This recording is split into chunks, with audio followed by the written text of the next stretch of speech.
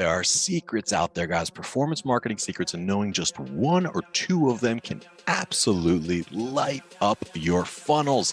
Let's go.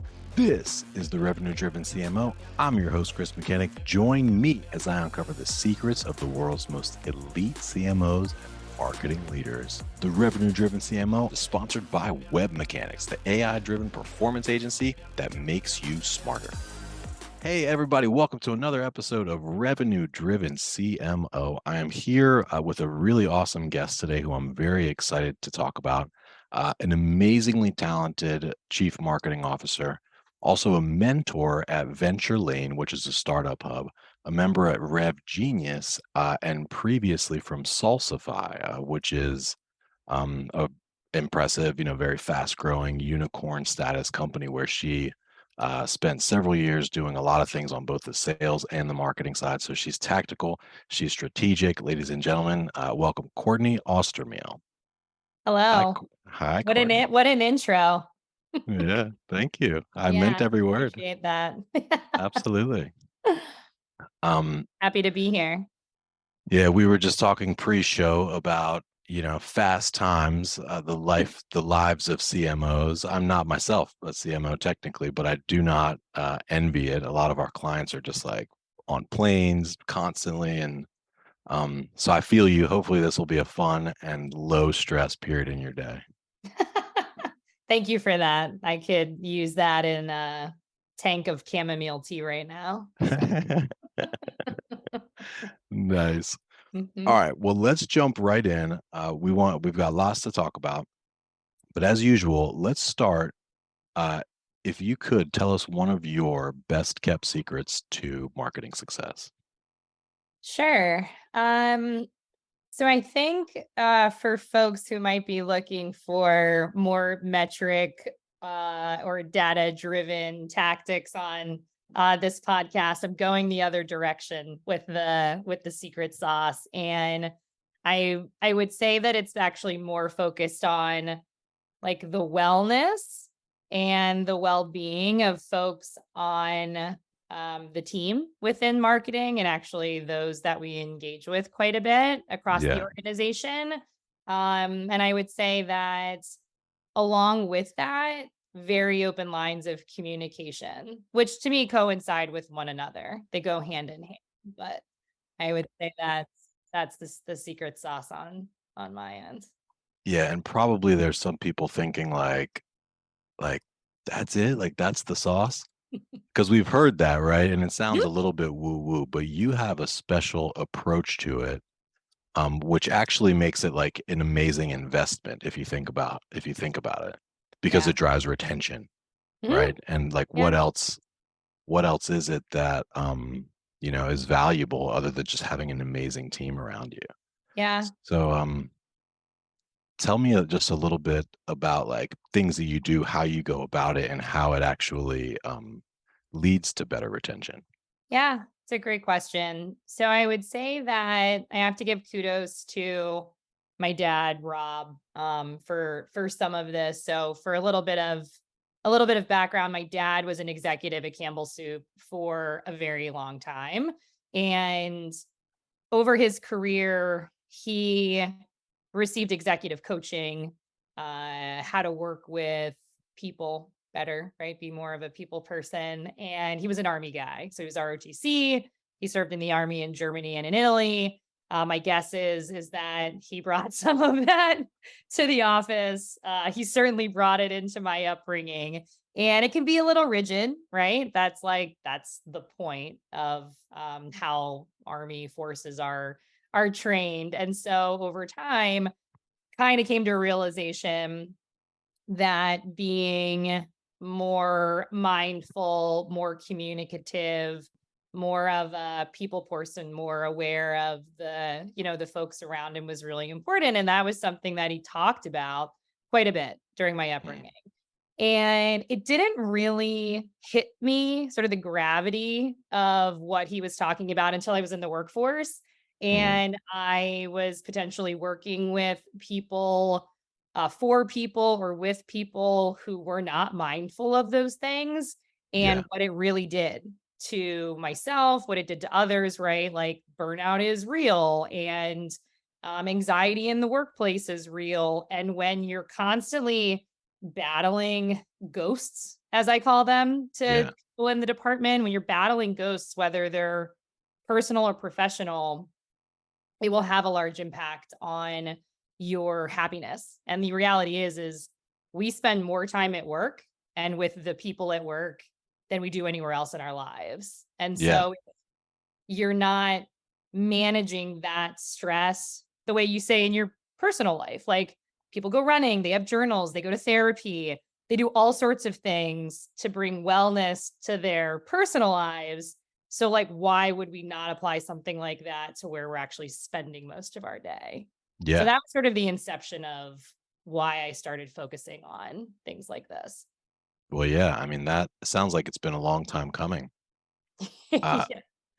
what are some specifics? So it's like, okay, we want to be more mindful of others. We want to help them to, not feel overwhelmed, not feel anxiety. Yeah. Like, how do you do that? Yeah. So some of the things when I was originally at Salsify, that we put into play, and I give kudos to my old manager, Rob G at Salsify, where we started talking a little bit about, or a lot about, what it takes to go from 30 million to 150 million to 500 million and do that in a short period of time. Yeah. And there was an environment created for us there that I felt completely comfortable going to him and being like, there is burnout happening. This is happening. We don't want to lose folks, right? And he felt the same way. And so there was a book by Cal Newport, A World Without Email.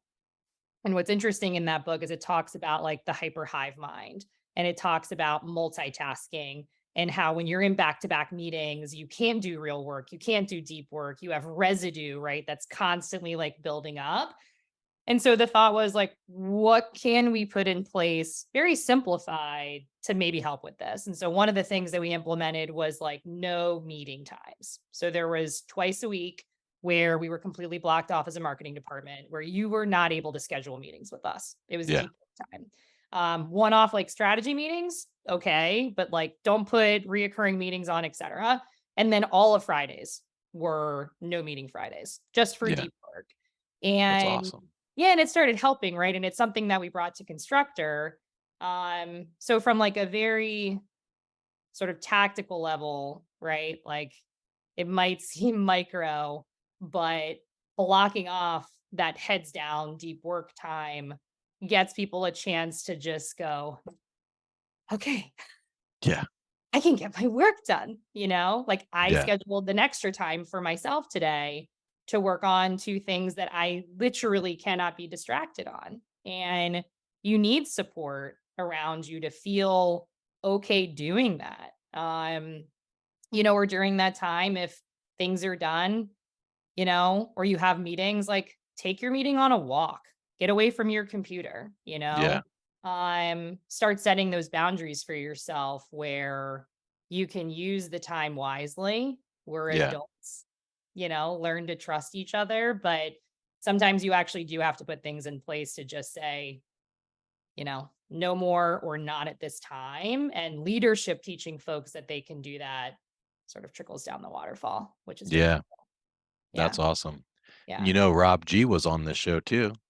Shout Was out to he? Rob. Yeah, he's the man. He's awesome. Oh, that's so funny. Yeah. Yeah. Right. We Right we on. talked about content and like basically to make it really, really good, like content that like you would pay for and publish that type of Yeah. content regularly.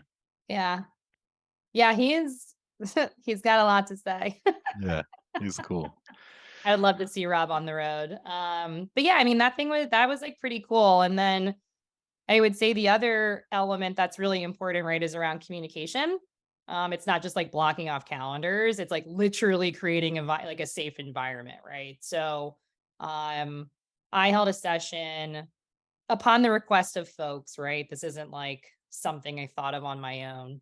And it was just about like personal experiences in the workplace. And I shared stories around, um, like verbal, I guess I'll call it like verbal battery. I don't know. And like in the workplace, right? Of managers that I've had before that have been very tough, Hmm. and how I dealt with that and how I coped with it and what it taught me, and when to recognize like when conversations are okay or not okay, or when you're feeling overwhelmed, how do you handle that? How do you talk to a peer? How do you talk to a manager? How do you talk to HR? And what I noticed after this like all day session, right, that was around not just like product and sort of the first half of the year, but around boundary setting and personal experience and recognizing sort of the good, the bad, and the ugly, right, of work communication um and those boundaries.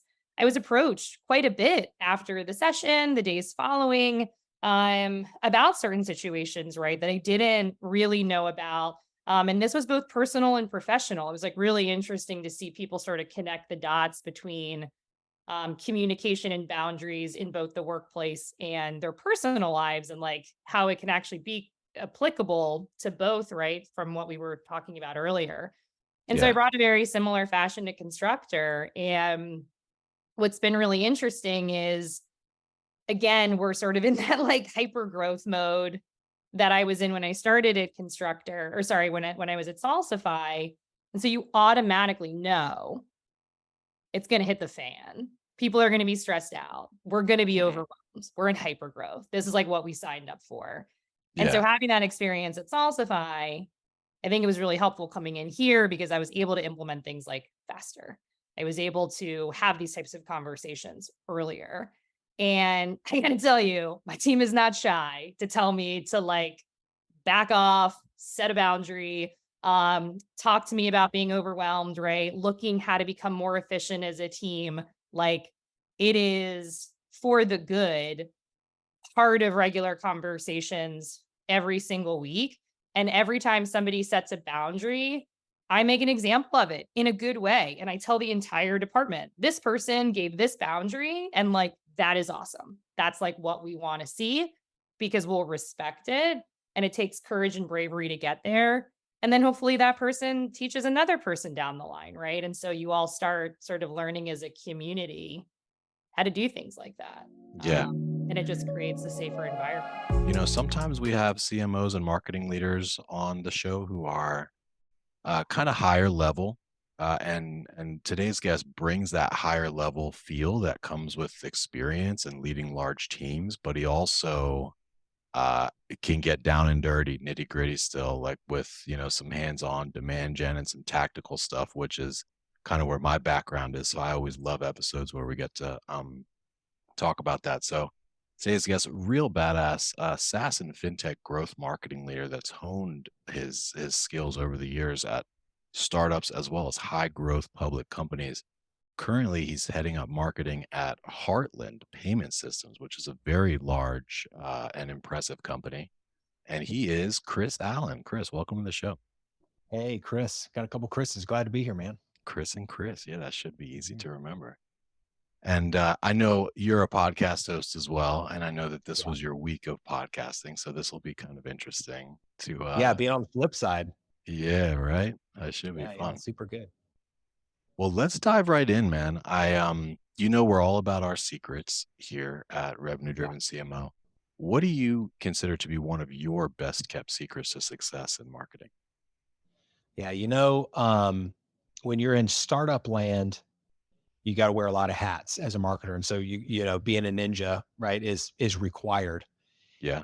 The higher up you like as the size of company size, the team increases, you got to have different secrets. And so that's what I thought was really interesting to chat about, because I'd say secret wise, the thing that no one really taught me was how to inherit a team and infuse sort of the cultural elements that you need to be able to grow, right? And Yeah. really understand really quickly, where people stand and how to move fast. Every CEO is like, hey, I'm going to bring in this hot shot.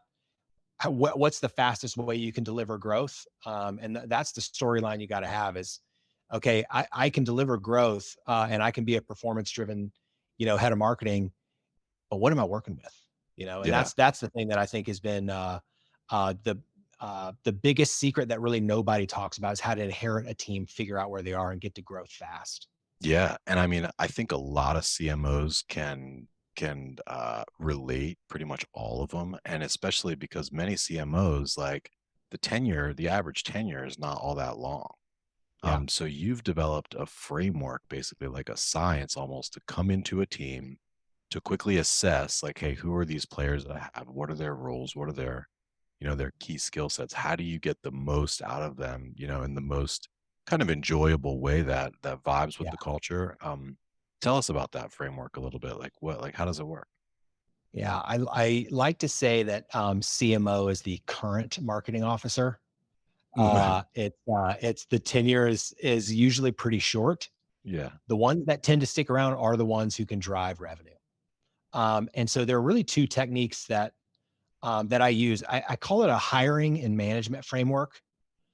But I'm going to talk about, I'd say two parts. One is to assess what role an individual could play on a team, so you can understand leadership, but you could also understand, the specific sort of contribution that they would make to a team. And then at the same time, on the other side is, how do you assess people's skills really quick and get them to talk about that, Yeah. to get them to say some of the language that you need to understand. So happy to just, dive into both of those real quick if you want me to. Please. Yeah, absolutely. So on the role side, whenever I'm managing a team, right? If I'm coming in as a CMO, I've got either VPs or I've got other leaders under me, other managers at a minimum. And so what I try to do is I kind of work through the organization. I come in and I will do a listening tour and meet pretty much everybody I can on the team. At Heartland, we've got about a 60-person team, Mhm. and I had to do that work. So it's like a part of my 90-day plan is to come in and say, okay, let's get to forecasting really quick, but let's understand who we have. And so really the first 2 weeks is a listening tour and to really understand the people. And the basis for that is, like, you heard Peter Drucker, right? The culture eats strategy for breakfast. Yeah. And I take that pretty seriously. And so role wise, I try to understand which one of four an individual might primarily play. Okay. So Mhm. what I say is, and I do this in interviews and when assessing a team. So the questions that I ask them, like, hey, there's four different roles that anybody plays on the team. And as a leader, I need all four of those roles represented. And what I'm going to try and do is figure out if that individual, which seat they would sit or which role they would play on the team. So you're either a producer, an entrepreneur, an integrator, or an administrator. Okay. And so I go through and I explain what a producer is, what each of them are. And I say, which one do you most identify with and why? And so producer, this is somebody who's willing to color outside the lines to get work done. They are milestone driven, achievement driven, and it may not always be perfect, but it tends to get done. Yep. Okay. Entrepreneurs, these are ideas people. These are the people that are great to collaborate with, but they tend to not get work done. And that's why they need a producer and an entrepreneur, an administrator next to them to get work done and to keep it going. But they're the big ideas people. What's the next big thing? And so you need that entrepreneurial thought and that role on the team. The next one, the integrator. These are the people that are great at connecting systems, or they're great at connecting people. I typically recognize an integrator when they have been in a meeting and they're like, why is, Sue not in here? She needs to be in here because she plays this role. And they recognize what's missing. Yeah. And that's why you need the integrator. And then the administrator, it's like, I think of a rail system with a train. You got Yeah. the rail system, you got all the box cars, you've got the schedule and you've got the checklist, and the administrator knows how to create all of those things and checking boxes along the way to assure that work's done. But a lot of administrators, the work may or may not be done, but they have checked the box. So the Yeah. quality of work isn't what I look for out of administrators. So I asked those people, which role do you sort of most identify with and why? And I typically want to have a producer, an integrator, an administrator around me because I tend to play the role of an entrepreneur on the team. Yep. Yep. Likewise. Likewise, for sure. Um, Yeah, okay. So that's really interesting. I love that classification. Um, a couple questions come to mind, but I'm sure. curious, like, so everybody on the team has to identify primarily with one of those things, right? Yeah, most And people, when I ask that question, they say, I identify with all of them, but this one more. yeah, right. But yeah, And there's not necessarily any uh correlation between those buckets and the positions that tend to exist, or is there? For you instance, got it. like, you could have an SEO person, say, that does organic search, And they could be either an entrepreneur or an administrator in that role, or like you You got need a it. certain archetype in that role. You got it. I look at those roles as the substructure, you know? Okay. That's what kind of sits that's the people dynamic Yeah. that, when you're building a team, because the skills is the other side, which is what you're talking about. That's a whole different set of questions. So like, let's just take a demand gen manager, for example, right? I'd say the three things that, they need to know how to do is campaign design. They need to know how to do copy that converts, and then they really need to do performance analytics. So Mhm. when I'm talking to somebody that's either in that role, or I'm listening for somebody who might be able to play that functional role, I say, okay, great. I'm going to put 3 buckets in front of you. I'm going to put a label on each of those buckets, and you have 10 points. And so I'll say, okay, great. Campaign design, copy that converts, and performance analytics. Where do you put your points? And I've given them a even number of points and an odd number of buckets. And what has to happen, the number one, they got to do head math on the fly, Mhm. which everybody sort of struggles with. Some people don't, but most people, most marketers, when asked that question, are like, I was told there would be no math. But I asked them to do that, and they put their points across those buckets, and it's like, okay, I'm a 3, a 4, and a 3. And it's like, Yeah. okay, great. Tell me why you're a 4 on this one. And when you get to break down, it really breaks up the conversation into a specific contribution or a skill that you can learn more about really, really quickly. And Yeah. if you've got 10 demand gen managers, you're going to be able to see across those 3 buckets where you're strong and where you're weak. Yeah. And you know what I like about this framework is that there's not that many options. Like there's not 14 archetypes. There's 4, Correct. right? Yeah. There's not 9 buckets and 50 chips. There's Yes. 3 buckets and 10 chips. You Um, got it. and you actually do the bucket thing, like literally, like come into my 100%. office. They're Here's those are buckets. Oh, well, I mean, they're figurative. Come on now. But it would be awesome. I would be great to have actual buckets in there for each role. But I mean, if you're interviewing 60 people, you got 5 different teams, right? And then there's all the other teams underneath. It's really hard to do that. So it's a part of the conversation. It's like I try to get to know who they are first, understand what maybe their values are really quick, Yeah. and then go into like role and skills. And it's a way that's really helped me go through that listening tour and come out with something that's relatively quantitative for things that are actually qualitative, right? And it really does help me see the where teams actually sit in their competency and their ability to answer the question. And some people are super prepared and can answer those questions really fast. And the ones who've been able to do that are the ones that I typically can go, okay, I can put some weight on that person to kind of get started with the new playbook. Got it. Okay, cool. So let's bring this home then. So you've done your listening tour. You've met with each individual team member. You've classified, I don't know what you call those, whether like archetypes or personas, but you've classified Yeah, sort of their zone of genius, call it. you got it. Um, and you've identified their self-assessment across the top 3 skills required in that individual seat. So Yeah. you've got this all laid out, you've got it on a master spreadsheet. You've probably, you're rearranging maybe some chess pieces in your head, or I don't know, what happens after that? Like once you have all those answers, then what? We're totally in spreadsheet land. Yeah. What I'll do is put it in a spreadsheet. And then I'll also, part of the listening tour is from their manager or whatever, what work they have them doing and what current projects that they have and what are the performance of them, and just do a red, yellow, green on that. So I get the self-assessment and then get the manager's assessment. And when you're inheriting a team, it's like, that's really all you have to go on. You know what I Yeah. mean? You can look at analytics and say, hey, why are we so red here? What's going on? Our top of funnel is super weak, and they'll have a reason as to why. But when you've done that bottoms up listening tour and heard the manager's assessment and the individual, contributors assessment, I have that in a spreadsheet, and I just kind of score where we're weak. So I'll take the organization that I'm imagining that we need to be at and where we are, and I'm looking in the spreadsheet to say, hey, I sort of heat map where we're going to need resources or where we're strong or where we're weak.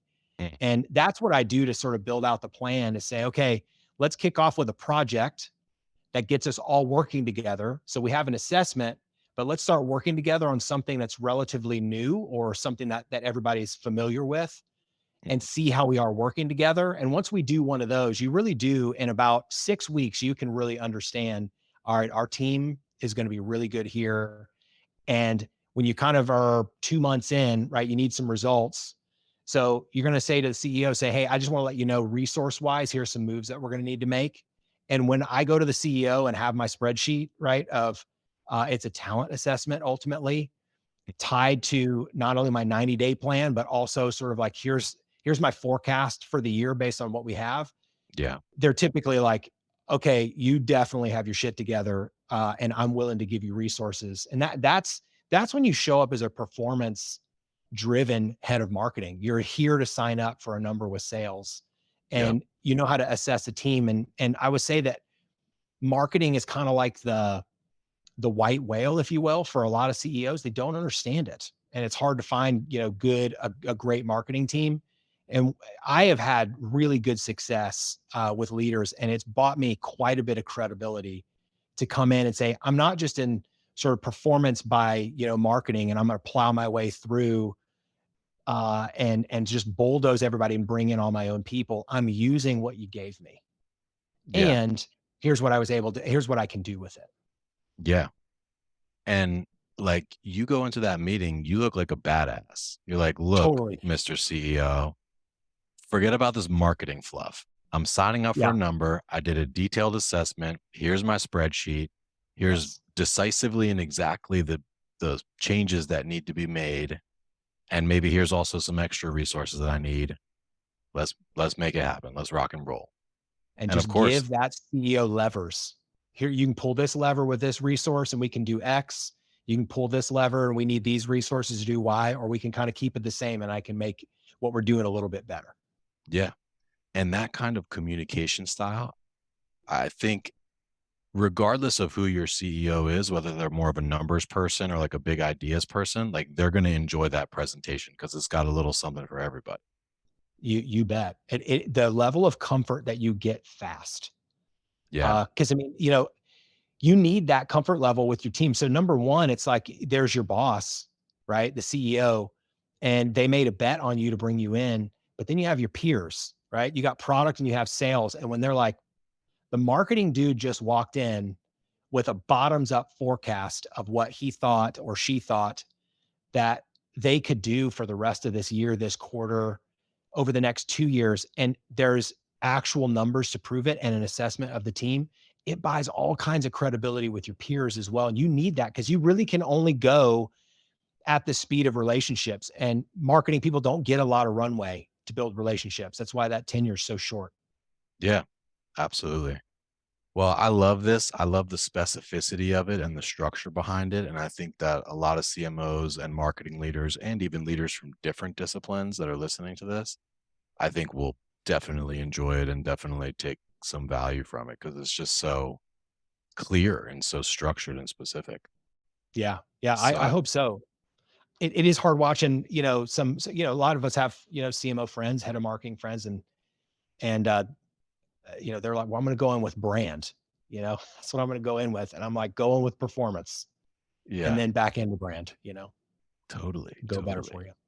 Yeah, I think for sure, like, CEOs very much, well, some of them do get it. Some of them understand marketing and some of them understand it really well, but they still ultimately only care about the numbers. It's really hard to sell brand, I think, for most, if not all CEOs.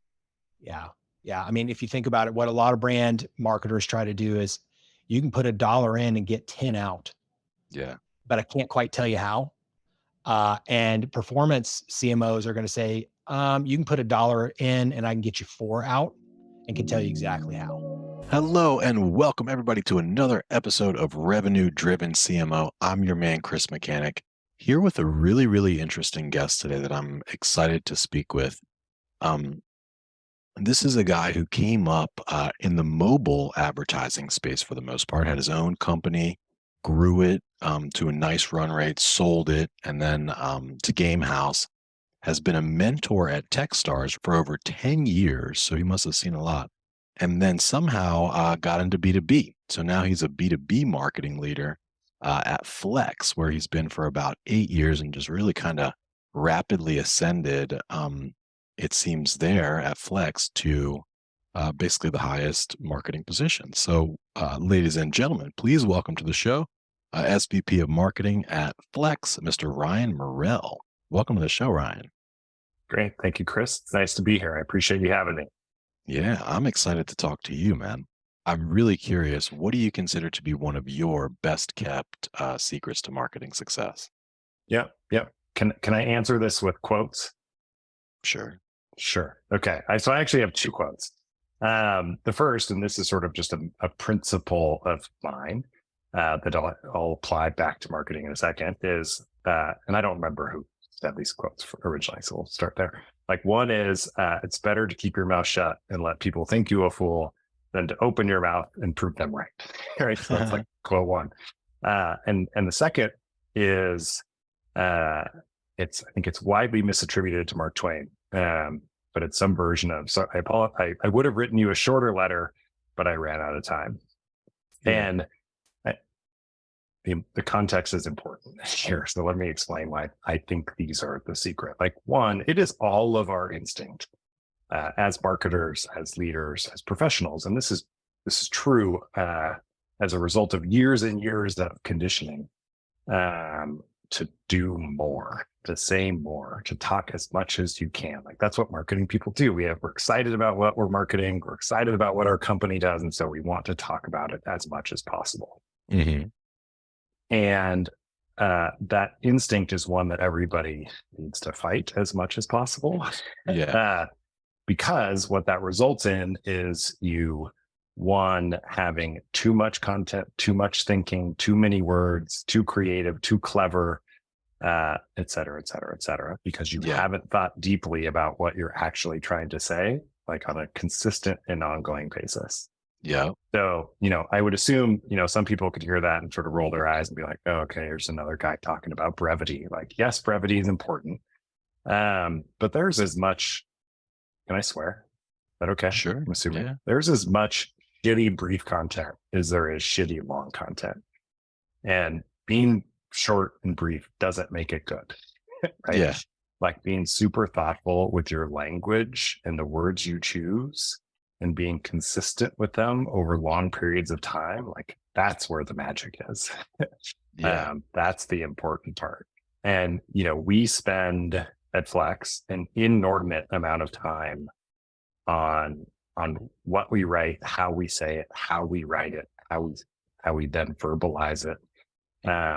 Because we know when we can create brief, yes, but also impactful and clear messages, in the voice of our customer, like words they would probably use, hopefully, that drives meaningful results. Like, I've heard multiple stories from folks in the field who come back from a meeting and say, Connor, this giant customer who's got things coming at him from all over the place literally regurgitated our messages to them.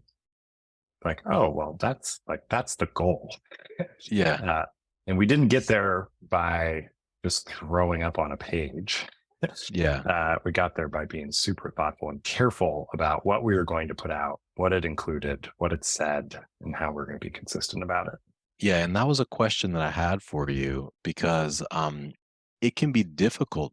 I mean, very difficult to tell the extent to which your messages are resonating. So I was wondering, like, so say that, you spend a lot of time really tightening up the copy, really, thinking through the messaging, and you deploy it very, very thoughtfully across your instances. Like, how do you then know if it's working or not?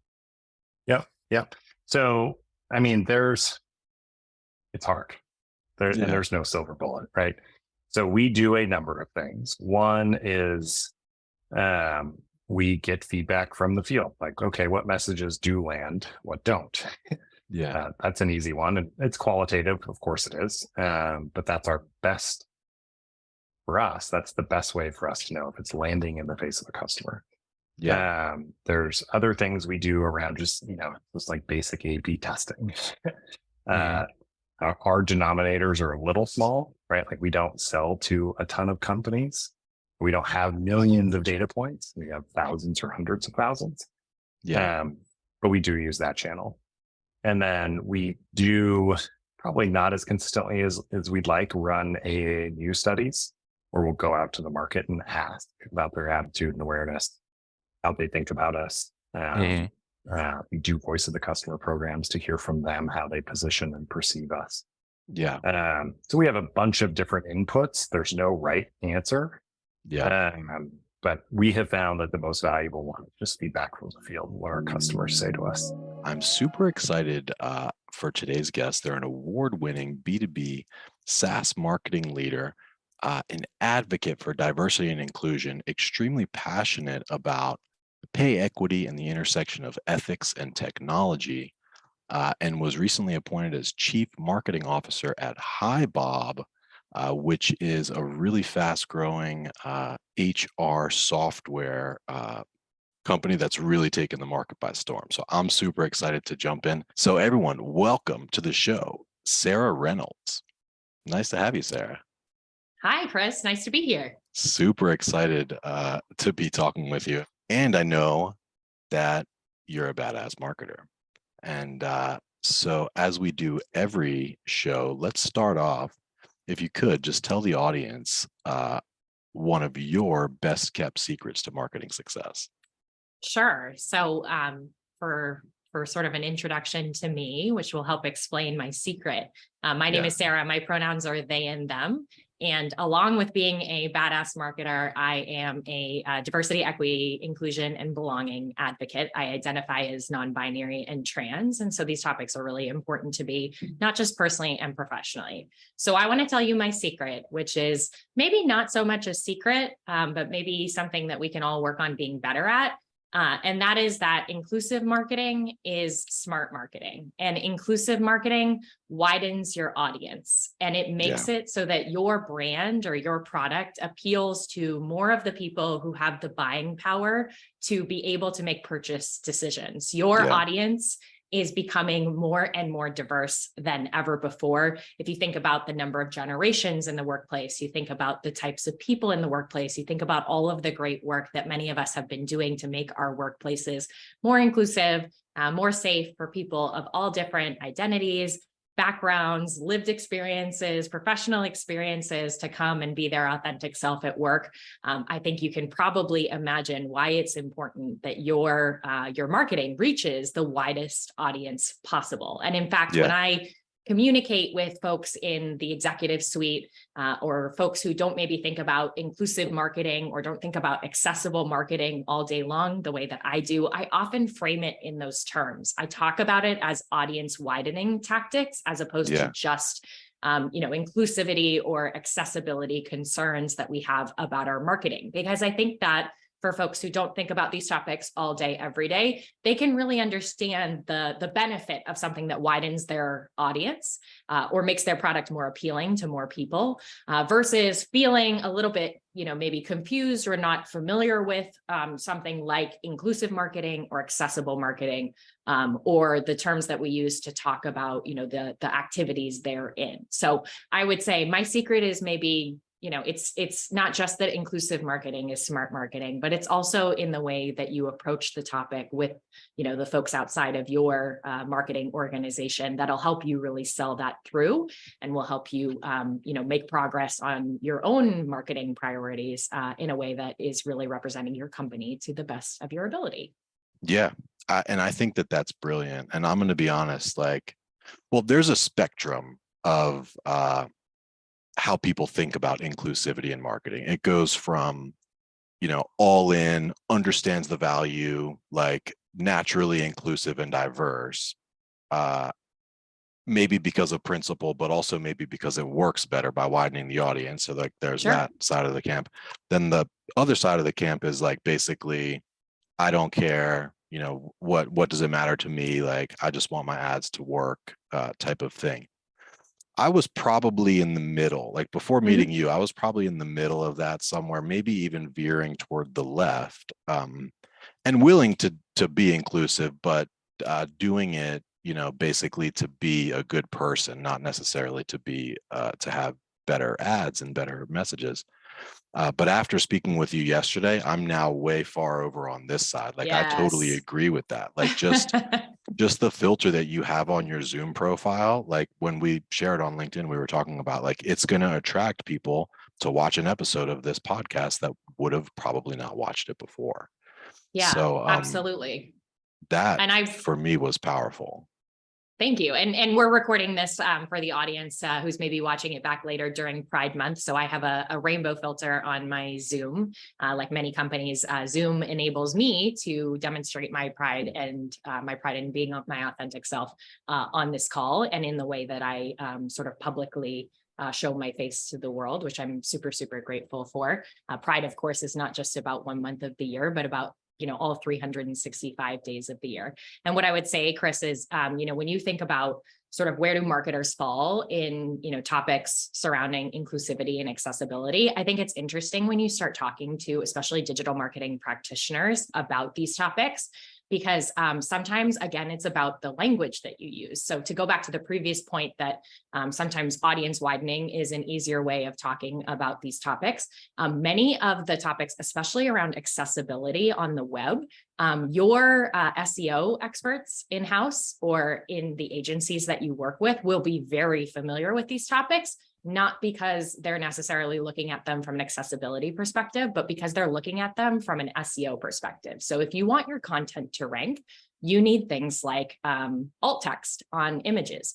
You need things like your heading tags, your H1, your H2, your H3 to be tagged correctly so that the search engine can crawl your website and it can ultimately understand the content that you're presenting back to it. And it can ultimately make a decision about how well that content ranks for any particular keyword. What's really interesting is that people who consume web content through screen readers or through other assistive devices, they actually experience the content on your website more like similarly to that search algorithm that is crawling your site to be able to tell Google how the content on your site is organized. So actually, many of the things that we do all day, every day, and we think about all day, every day as SEO best practices on our site are also things that make our sites more accessible to people with visual or cognitive impairments that require them to use assistive devices. And I think that that's a beautiful thing because it's like the idea that, inclusive marketing also widens your audience.